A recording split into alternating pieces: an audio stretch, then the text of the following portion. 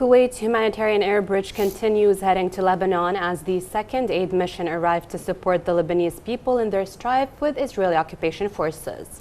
And the Kuwaiti air bridge to Lebanon comes with the directives of Kuwait's political leadership in cooperation with various governmental bodies to support the healthcare system in Lebanon.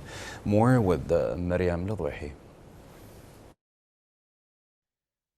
Today, the second flight carrying Kuwaiti aid to the Lebanese people took off as part of a relief air bridge to confront the effects of the Israeli war. The first plane of the Kuwaiti relief air bridge took off from Abdullah al-Mubarak Air Base yesterday, heading to Lebanon carrying 30 tons of medications, health supplies and medical devices, in an implementation of the directives of the Emir and the Supreme Commander of the Armed Forces, Sheikh Mish'al Ahmed al-Jabr al-Sabah, may Allah protect and bless him, with direct orders from the acting Prime Minister, Minister of Defense and Minister of Interior, Sheikh Fahad al-Yusuf al-Sabah. As for today, 40 tons of food and medical supplies left the Kuwaiti territories heading to Rafiq al-Hariri International Airport on board of the Kuwaiti Air Force C-17 plane as a generous gesture from the Kuwaiti Red Crescent Society and as part of the national campaign Kuwait by Your Side.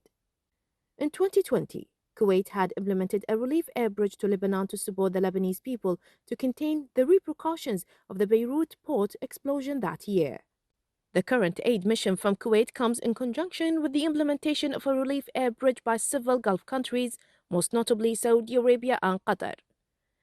Lebanon has been witnessing an ongoing Israeli escalation since last September, as the Israeli operations in the south of the country has caused the displacement of nearly 1.4 million civilians, fleeing the fighting and shelling. Since the escalation of hostilities between Israeli occupation and Lebanon in September, World Health Organization has verified more than 30 attacks on healthcare facilities in Lebanon that have killed and injured hundreds of health workers and patients. Hospitals in Lebanon are under enormous pressure as they struggle to maintain essential health services while coping with an unprecedented number of casualties. The health system in Lebanon, understaffed and under-resourced, struggling to maintain uninterrupted services to all those in need as supplies run out and health workers are overwhelmed, according to World Health Organization reports.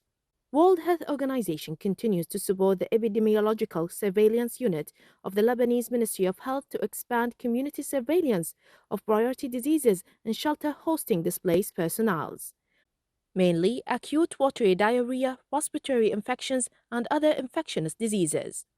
World Health Organization calls for an end to attack on healthcare facilities and for healthcare to be protected at all times, stressing on peace is the only solution.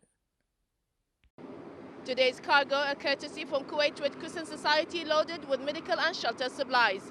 And with recent developments in the West, hopes of peace and stability in the Middle East are rising. I'm Maryam Ladwahi from Abdullah al-Mubarak Air Base for Kuwait News.